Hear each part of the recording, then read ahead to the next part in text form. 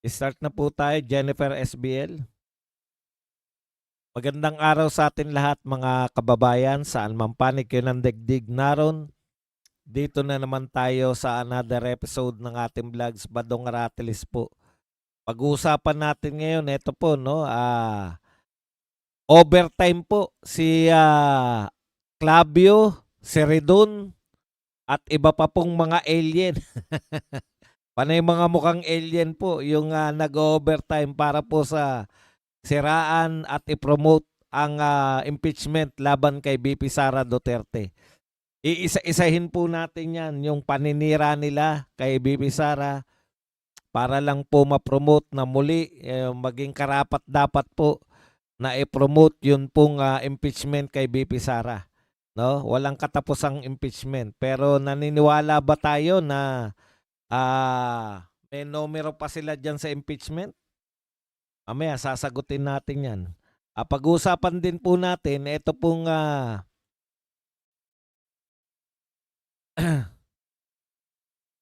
ito pong nagsalita na po, itong si Nicholas Kaufman na naman, no? Na wala daw pong prosecutorial logic yung kung meron talagang ICC warrant of arrest laban kay Senator Bato ay wala daw po yung logic. Sabi po ni Kaufman.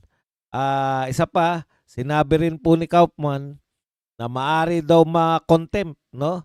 Yung mga nagsasabi po na mayroon ng warrant of arrest dahil ito po ay confidential.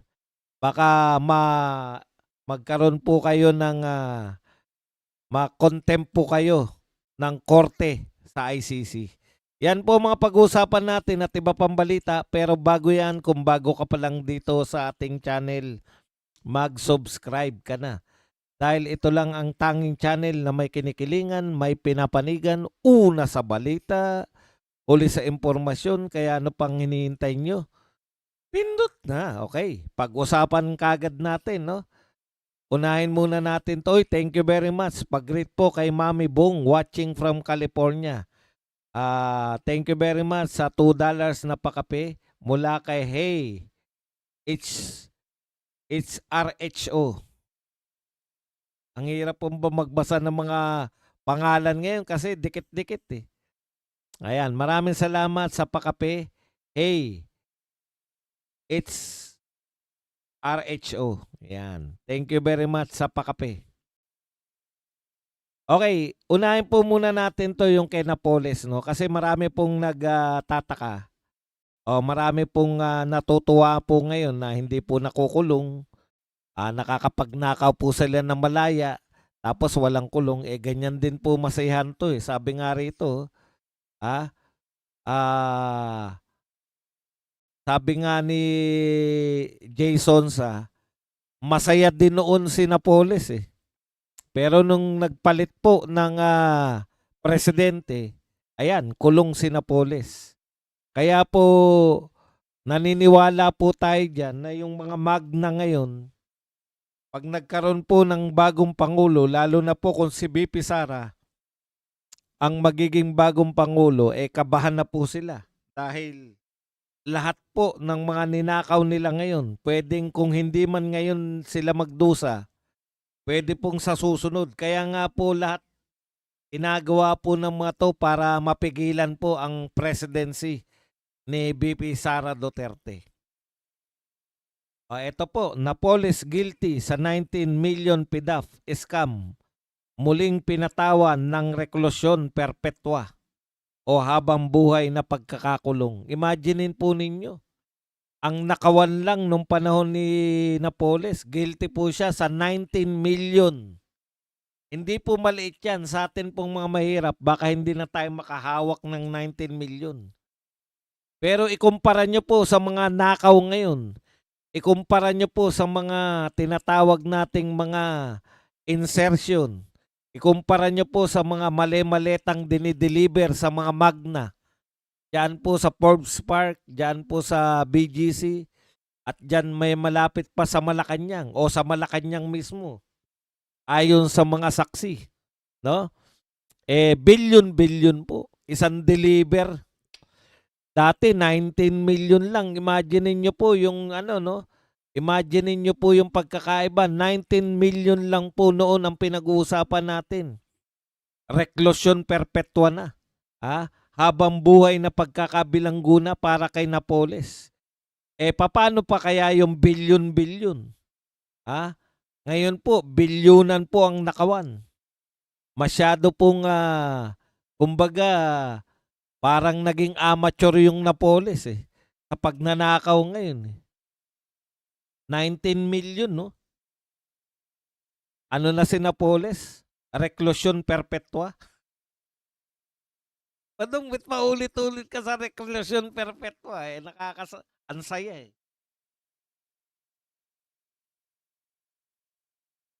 Imaginein po ninyo, kung na-commit po ni Napoles, yung scam na yan, yung PDAF scam na yan, na-commit niya nung panahon pa ni Gloria Macapagal Arroyo o ni Pinoy.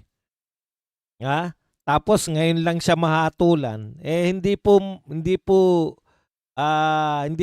bago o hindi po tayo magtataka na yung mga magnanakaw ngayon, makalusot man sila sa panahon ngayon, darating po yung panahon na makukulong din yung mga yan. Yan yung sinasabi natin na meron pong nagbabantay sa taas. Kaya wag po kayong panghinayangan. Tuloy-tuloy lang po ang laban natin sa korupsyon. Okay? Punta na po tayo rito sa mga paninira po kay BP Sara para palabasin na karapat-dapat po siyang ma-impeach. Ito po ginagawa nilang paninira. Ito, mga akala nyo, hindi namin kayang sagutin itong mga paninira nyo. Nilalagay pa nila, galing to sa GMA7. Kasi may nagtanong dito na kapanalig natin. Ang tanong niya, asa na ninakaw ni BP Sara? Ito po, sinagot po siya. Ayan, 239 million kailangang i-refund dahil sa undocumented students. 19,000 ghost students. Yan, sinisi po si BP Sara sa 19,000 DepEd ghost students. Okay. Parang nakakabigla, no? Ang tanong niya, may tanong ka pa? Hindi niya po sinagot, no? Itong nagngangalang Romel Lopez. Matagal nang umaatake itong Romel Lopez na to. UP, scholar ng UP, Catholic, journalist. Yan. Alam mo, Romel Lopez, alam mo na hindi yan binibintang kay BP Sara. Yan lang po ang kaya nila. Yan po black propaganda na walang katotohanan. Ang laki niyan Biri mo 239 million. Ang binibintang lang sa kanya 125 million na confidential fund. Di dapat inuna ng mga dilawan kakamping yan kung may totoong 239 million na ninakaw si BP Sara. Nakakita lang kayo ng DepEd ghost student. Si BP Sara na may kasalanan. Ako po, dati po ako sa DepEd. Binisto yung sarili. Alam po namin yung kalakaran na yan. Ang gumawa po niyan, para sa kaalaman nyo, hindi po yan yung 239 million na hinahanap po na ginasto sa ghost students. Hindi po yan issue ng mga ni BP Sara. Issue po yan ng mga private school. Paliwanag ko lang sa inyo Noong nauso po itong para magkaroon lang po kayo ng ideya dyan at hindi kayo malinlang nitong mga dilawan na to. Hindi ko alam kung dilawan yan o loyalista. Yang Romel Lopez. Dati nang tumitira sa mga Duterte yan Para lang po mapaliwanag ko sa inyo. No? Ganito po yan. Nung pinatupad po yung K-12, grade 11 tsaka grade to 12, grade 12, yung tinatawag po nating senior high school. 'Di ba dati hanggang fourth year high school lang. O kung itutumbas niyo yan, grade 10 lang tayo dati. Tapos college na. Nung pinatupad po yung K to 12, hanggang grade 12 na bago ka magkoleyo. Ngayon, alam ko na kagad na may mga magnanakaw diyan eh. May mga kasabwat diyan sa DepEd eh. Nung pinatupad pa lang yan K to 12, hindi pa po DepEd, hindi po yan galing kay Tatay Digong o minana na ni Tatay Digong yang K to 12 na yan. Hindi sa kanya nagsimula yan. Lalong hindi si BP Sara ang unang DepEd secretary niyan. O ngayon, ano po yung racket dyan? Ito po yung racket dyan eh. Yung mga estudyante ng grade 11 at grade 12, siyempre, hindi kayang i-accommodate lahat yan ng mga public school dahil magtatayo ka ng building, magtatayo ka, di ba? Mag-hire ka ng mga teacher. May mga private school naman. So, babayaran ng DepEd yung mga private school na tatanggap ng mga taga-public school papunta sa kanila. Merong nakatoka, nakalimutan ko na kung magkano, 10,000 ba o 18,000. Basta lumalaro lang yan dun sa dalawa. Kung ikaw ay dating public school, lilipat ka ng private school, kaya marami pong private school yung kumita dyan.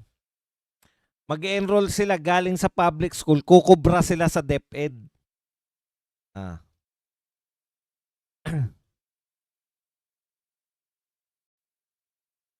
No? Sila po yung private school po ang kumukubra sa DepEd. Halimbawa, 18,000 yata. Nakalimutan ko na 18,500 o basta ganun yung presyohan niya bawat estudyante. Kunwari, merong yung private school, halimbawa, St. Jude, halimbawa, St. Jude Catholic School. Meron siyang tinanggap na 100 na estudyante. So kung 18,500 ang babayaran ng DepEd sa kanya, yun po yun. Times 18,500 yung 100. So sa 10, 185,000. Sa 100, 1.8 million, di ba? Yun, yung 100 mo, 1.8 something million. So sa madaling salita, ang DepEd na nagbabayad. Kung may ghost student, yung private school, nag-enroll sila, kumukubra sila sa DepEd na wala naman yung estudyanteng yun. So pinagsusoli, yung private school kinukuha ng DepEd. Kaya yan po ay matinding panlilin lang kung si BP Sara ang sasabihin nilang kumukubra niyan. Hindi po, ang kumubra po niyan, may-ari ng private school. Kaya marami pong may-ari ng private school yung kumita nung panahon na yan nung inimplement po yung grade 11 at grade 12. Sana naunawaan natin, wala pong kinalaman si BP Sara dyan. In fact, si BP Sara yung naniningil. Pinabawi niya, ghost student yan, bakit kayo kumubra? Kaya wag kayong papalil lang sa mga hinayupak na to. Yan, ang paninira nila. Punta tayo rito sa mga paninira nila Clavio at nito ni Terry Redon. Ayon po kay Clavio, worst nightmare, Digong, Sara, takot makalkal ang bank account.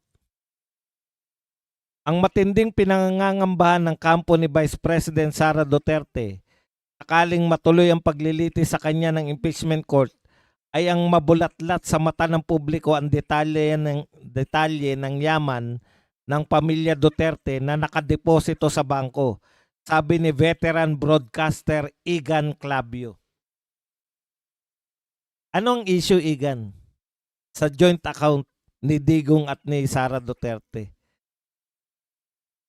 Meron ka bang bintang na magnanakaw sila? Ibinibintang mo ba sa kanila na may joint account sila? Kailan pa po mali na magkaroon ng joint account ang mag-ama. Igan, bakit mo sinisiraan kung may joint account? Alam mo ba ibig sabihin ng joint account? May issue ba pag may joint account, ibig sabihin magnanakaw na? Igan, 'di ba? Kasi ganyan sila manira eh. Wala naman silang binibintang. Pag sinita mo naman sila, bakit sinabi ko ba magnanakaw? Sinabi ko lang naman may joint account. Putya, ano yung pinahihiwatig mo? Ang matinding pinangangambahan ng kampo ni Vice President Sara Duterte, sinabi sa'yo, nangangamba siya? Sinabi sa'yo, Igan, Arnold M. Clavio, talaga sinabi sa'yo, nangangamba kami? Mag-aman Duterte? Ang laki ng issue sa kanila. Nakakulong yung tatay, poproblemahan yung joint account. Ang problema natin sa mga kalaban natin, katulad nitong mga journalist kuno, mga media, ang lalawak ng imahinasyon eh. Nakausap mo si BP Sara, nangangamba siya na pag nag-impeachment makakalkal yung joint account nila. In the first place, ano ba binibintang nyo sa joint account? Bawal ba mag-joint account? Ganyan po sila. Gumagawa ng issue out of nothing. Ha? Gagawa lang sila na issue. Buksan natin yung bank account. Malamang may ninakaw yan. Hindi po pwede yun. Kinakailangan magbintang ka muna, Clavio. Pinagbibintangan mo ba magnanakaw yung mga Duterte kaya sila nag-joint account? Wala ka palang bintang. Bakit mo sasabihin na kinakabahan sila? Dahil mabubulat-lat daw yung detalye. Ikaw ba, binubulat-lat mo ba sa media sa mga tao yung bank account mo? Tangengot ka pala eh. Pwede lang bulat-latin ang bank account mo kung may inuutos yung korte na buksan yung bank account mo. Wala pong issue nakakagawa po sila. 239 million ghost student. Totoo po yan, may issue pong ghost student. Pero hindi po si Sara ang kumubra niyan. Private school. In fact, ang bumabawi, DepEd. Pinabawi ng gobyerno through DepEd yung mga binayad sa private school dahil nag-submit sila ng mga ghost student. Ngayon naman, ito si Clavio. Anong issue kung may bank account yung mag-ama? Bakit sila matatakot na makalkal? In the first place, hindi mo pwedeng pakialaman niya nang hindi inutos ng korte. Kinakailangan mo muna sabihin na nagnakaw sila at dineposito nila dyan sa joint account nila. Wala kang ang binibintang. Alam niyo po sila, panay ganyan lang. Insinuation. No? Kahit wala nang bintang-bintang. Basta masabi, takot yan si BP Sara na ilantad ang kanyang bank account. Ikaw ba nagbubulat-lat ka ng bank account? Alam mo ba na may batas ng bank secrecy law? Hindi naman po dahil may tinatago. In-issue nyo rin noon, di ba?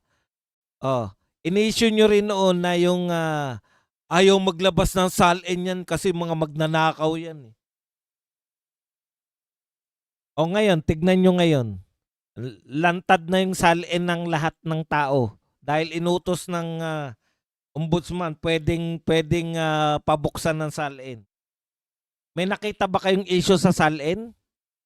Wala. Alam mo, ginagawa nyo lang para kayong mga hindi talaga. Yan po ang media natin ngayon. Kinakatawan ni Igan. Ano ngayon kung may joint account, mag-ama yun. Yung hindi nga magkaano-ano, pwede mag-joint account eh. Yung pang mag-ama. Wala kang pakialam dun. Ngayon, pagbintangan mo sila na magnanakaw para mo mabuksan yung bank account.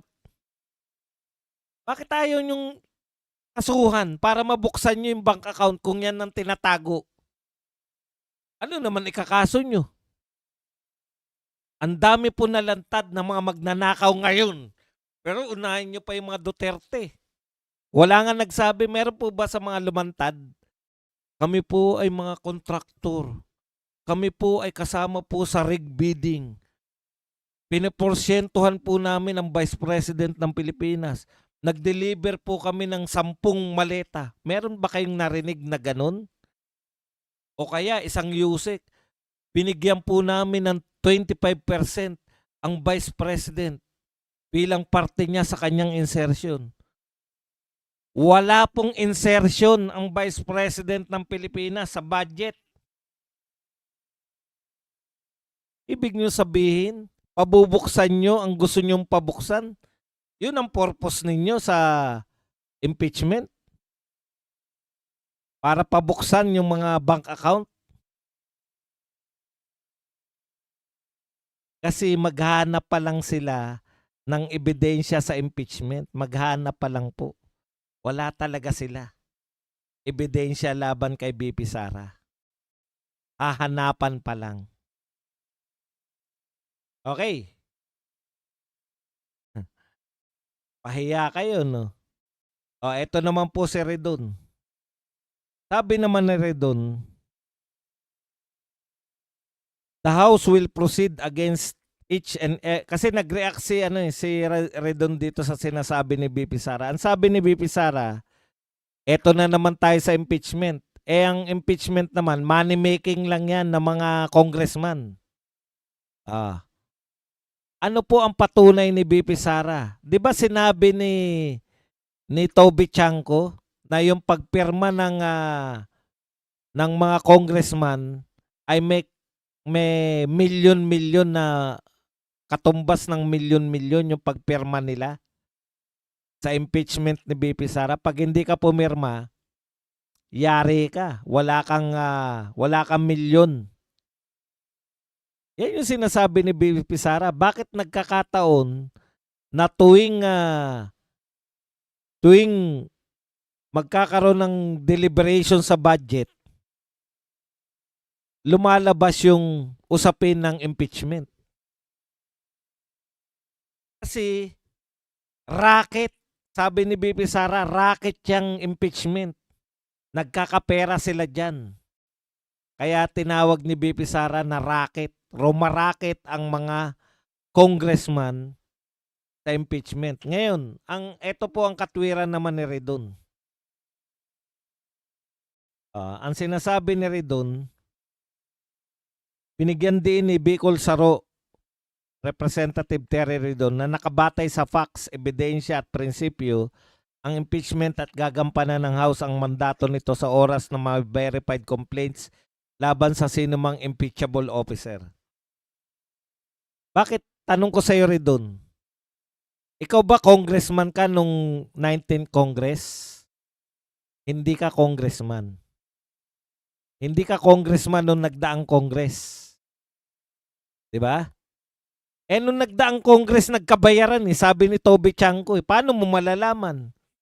It's between you na hindi congressman nung panahon na nagkabayaran at si Toby Chanko na congressman. Magkaiba kayo ng sinasabi. Ang sinasabi mo, yung pagpirma ng mga congressman, nakabatay yan sa mga prinsipyo.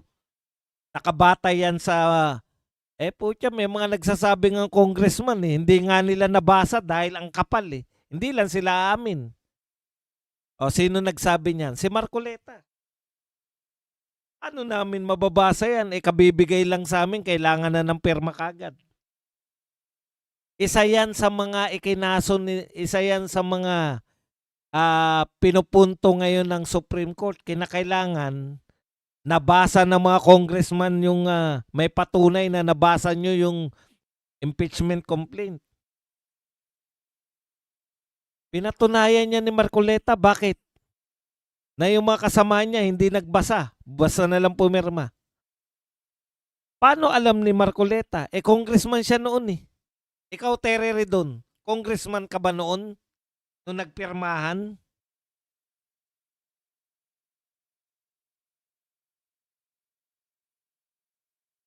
Okay.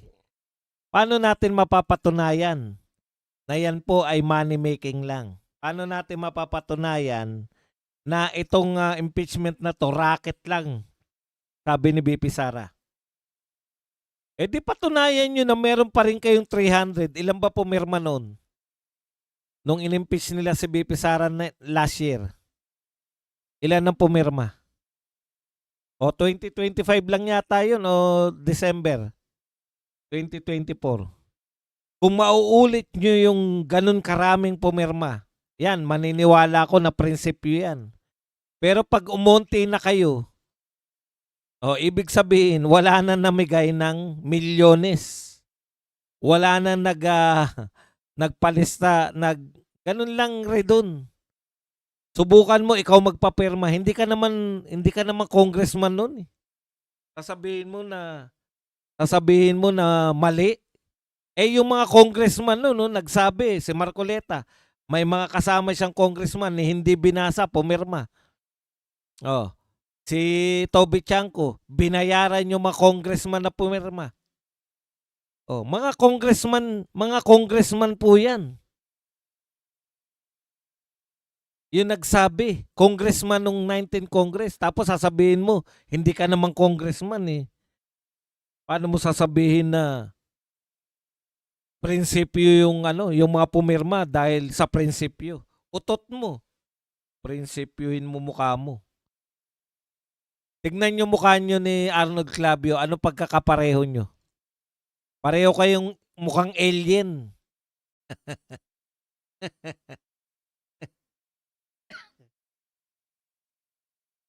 Binubuhulan nyo pa kami ha.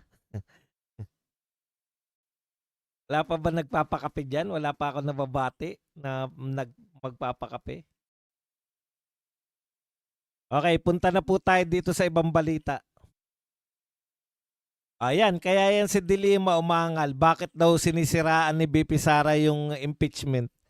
Anong ibig nyo sabihin? Ini-impeach nyo siya nang wala kayong dahilan.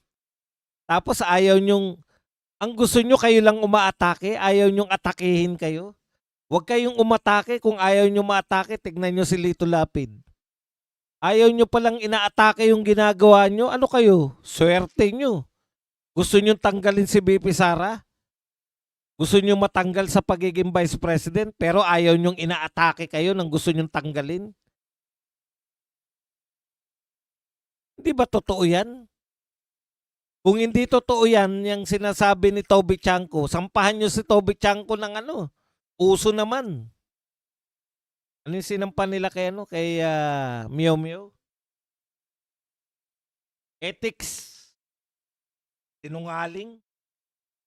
Hindi naman kami nagpauso niyan na binayaran eh. Si Toby Chanko nagsabi na may bayad. Sampahan nyo ng Ethics Committee.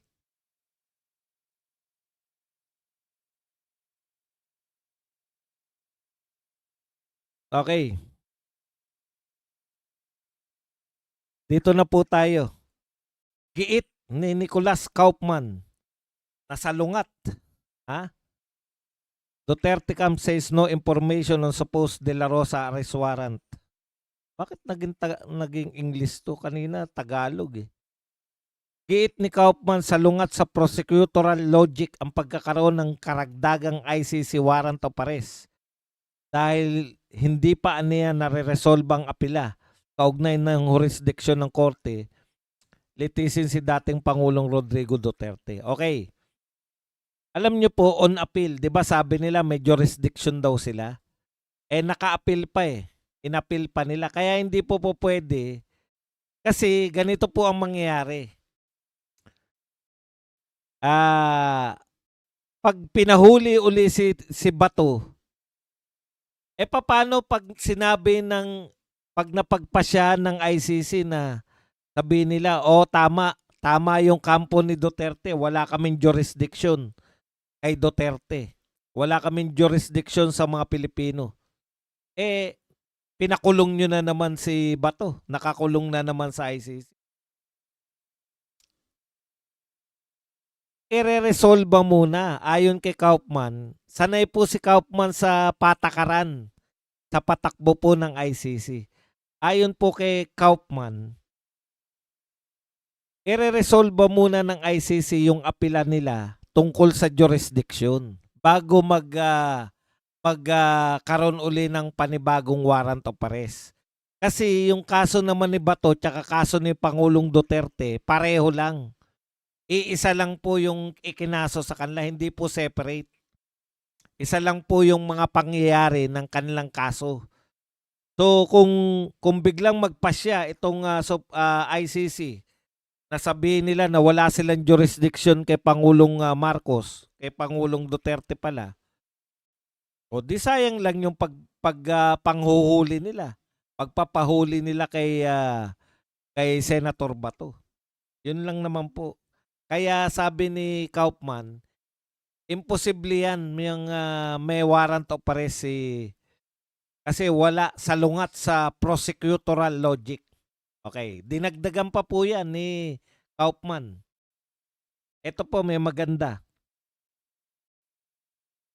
I can only say it after ayan.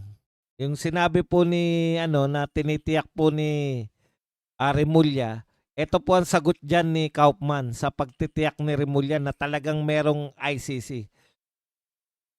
I do not believe, si Kaufman po to I do not believe that Ombudsman Jesus Crispin Remulla, the unique source of this dubious intelligence. Ang sinasabi niya, na si Remulla lang po yung pinagmulan niyan would be so remiss as to dice with prosecution at the ICC for contempt by leaking the existence of highly confidential arrest warrant for a suspect. Ang sinasabi rito ni Remulla, ni Kaufman pala, mahirap yung ginagawa ni Remulla kung totoo yan. Kung totoo na merong warrant of arrest, baka makontempt. Hindi ko lang alam kung sino yung makokontempt. Kasi hindi tayo sigurado. Kung yung prosecution ba na nag-leak kay Remulla o si Remulla mismo ang ikokontempt ng ICC. Bakit po? Bawal yan. Confidential yung arrest warrant. Bakit mo ibinubulgar? Yan po ang meaning ng confidential Sabagay, kung bendalo ka, pwede mong gawin lahat. Pero ang warrant of arrest po ay confidential, lalo na kung hindi pa po nilalabas ng korte. Lalo na kung nasa kanila pa lang. Tapos, pinamalita na ni Remulla, so pwede po maging subject po ng complaint o hindi pala, ng contempt itong ginagawa ni Remulla. Contempt po mula sa ICC. Pero sabi naman ni Kaufman, pero kung fake news yan, wala naman siyang pananagutan sa ICC kasi fake news Ibig sabihin, magkakaroon lang ng pananagutan si Remulla sa ICC kung totoo na mayroon na talagang warrant of arrest itong si Senator Bato. Sabi ni Kaufman, una, walang logic. Ikalawa, yun na nga. Pwedeng makontempt kung totoo po na merong warrant of arrest at binubulgar ni Remulla, pwedeng makontempt ng ICC. Hindi ko lang po alam kung sino po iko-contempt, yung prosecution ba o si Remulla mismo. Kaya, siyempre, mas paniniwalaan natin yung tropa. Kaya lang, ganun pa man, kinakailangan talaga mag-ingat din ni Senator Bato. Kahit sabihin pa na, alam na nga natin illegal. Ayaw pa kasi magpasya ng Supreme Court. Supreme Court, baka gusto nyong madaliin to kasi may banta na naman pong huliin. Dalawa po yung point ko rito, no? Madaliin ng Supreme Court ang pagpapasya dito po sa sinampang kaso ng magkakapatid na Duterte laban po sa mga nangidnap sa kanilang ama. At saka yung aksyon naman po ng Senado. No? Ano po yung aksyon ninyong senador? Lalo na yung Senate President. Alam niyo po, bilang tatay, Hindi po pwede na yung anak mo binubuli, yung anak mo ay sa tingin mo kasi walang posisyon man lang si Senate President eh. Ang dali lang naman sabihin, illegal ang gusto nyong gawin sa aming senador. Kaya poprotektahan ko yan. Illegal po yan dahil hindi naman po yan taga rito yung mga ICC na yan. Ngayon lang po sa panahon lang ngayon. Masyado magdiwang yung mga natutuwa po.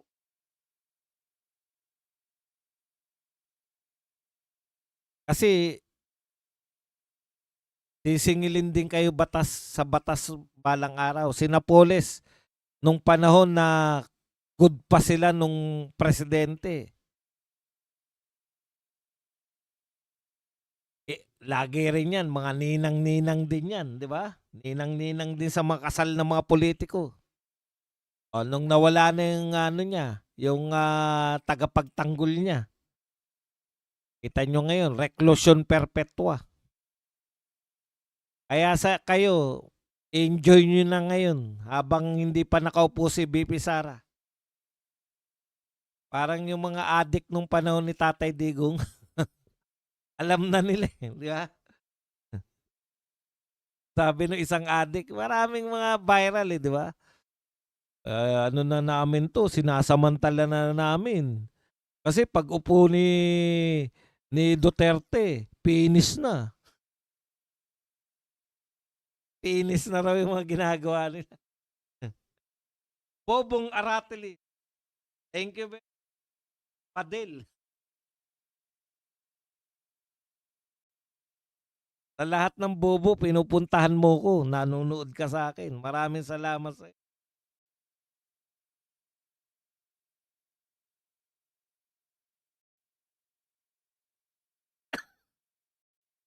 Teka, tingin tayo ng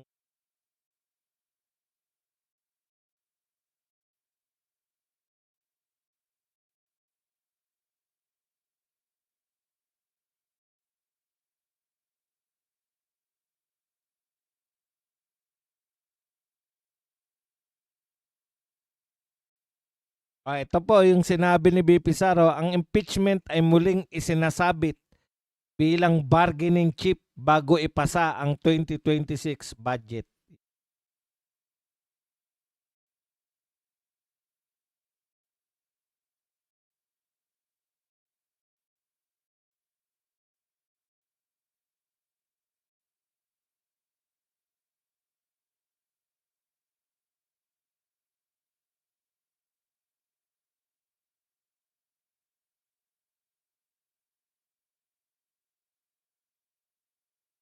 Kailangan hanap pa tayo ng ano, baka meron pa tayong pwedeng balita rito.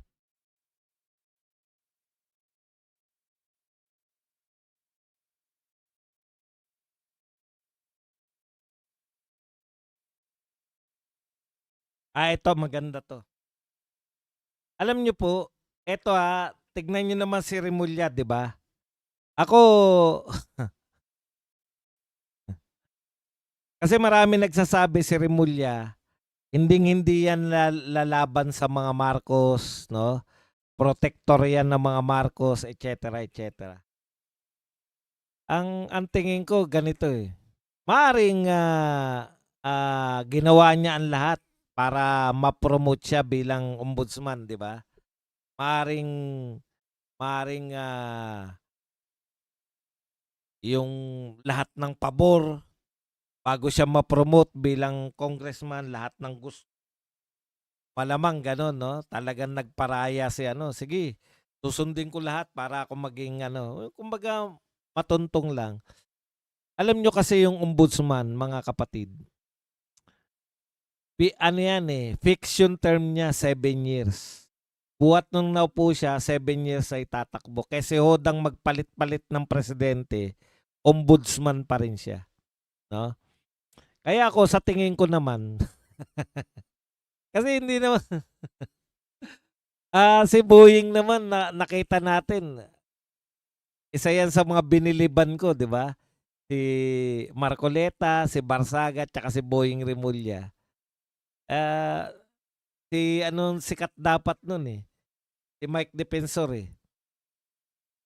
Pero dahil wala si Mike Defensor, si Marcoleta. Sabi ko, sino ba tong Marcoleta na to?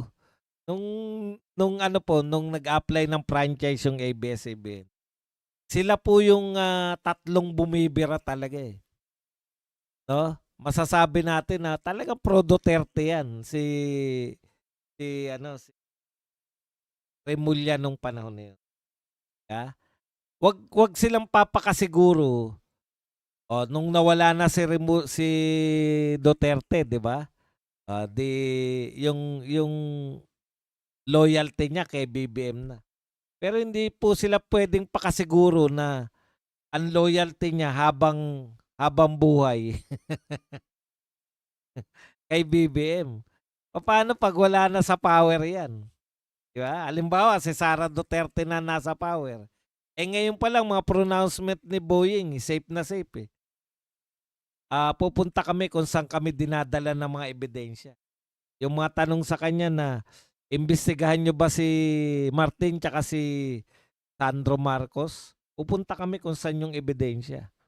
Yung PCIJ. Kaya, wag pa kasiguro tong gobyerno natin na kanilang-kanila yung ombudsman. Kasi pag biglang naisip niya na, sabi niya nga, ang katwiran niya nga, eto na ako eh.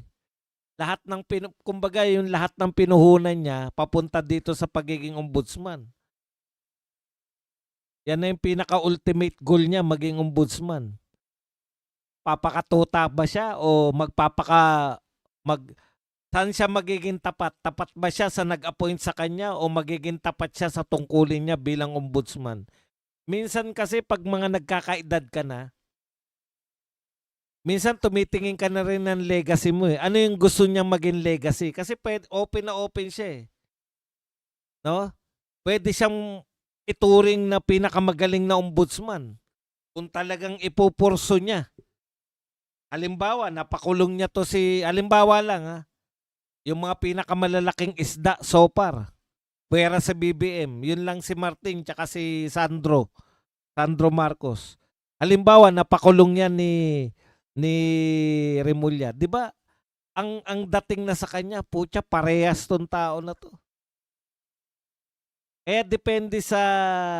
Depende pa rin sa motivation ni Remulla. Kung ang motivation niya ay magkaroon ng lasting legacy na hindi lang pera-pera, kaya niyang burahin lahat ng mga galit sa kanya ng mga tao, mapalitan ng paghanga. Ako, numero uno kong hahanga sa kanya pag nagawa niyang ipakulong. No? Pag nagawa niyang ipakulong si Sandro Marcos at saka si Martin Romualdez. Bakit hindi mo siya hangaan? Ibig sabihin, putya, ginamit niya lang si Marcos para pagka ombudsman na siya, saka siya paparehas. Hindi siya parehas nung panahon na siya po ay nagpapa-appoint pa lang. Pero, kita mo ang legacy. Pero nung naging ombudsman na siya, putya, wala na sa kanya yung unloyalty niya, nasa trabaho. Di ba ang sarap nun?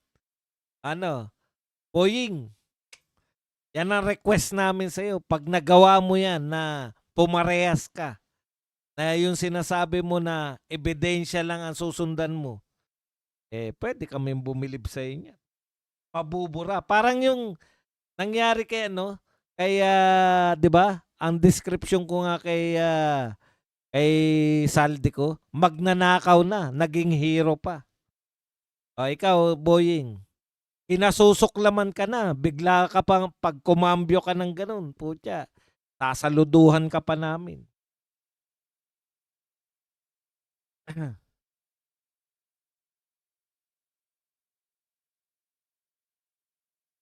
Yan lang po ang ating topic. Pwede na tayong magtanong.